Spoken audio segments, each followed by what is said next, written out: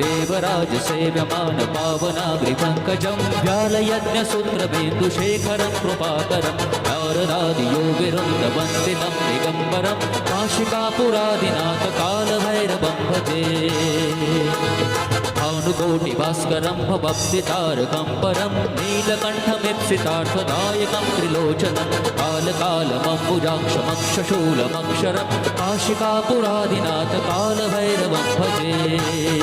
देवराज सेव्यमान पावनाग्रिपङ्कजं व्यालयज्ञसूत्रबिन्दुशेखरं कृपाकरं नारदादियोगिवृन्दवन्दितं दिगम्बरं काशिकापुरादिनाथ कालभैरवं भजे भानुकोटिभास्करं भवभक्तितारकं परं नीलकण्ठमीप्सितार्थदायकं त्रिलोचनं कालकालमम्बुजाक्षमक्षशूलमक्षरं काशिकापुरादिनाथ कालभैरवं भजे।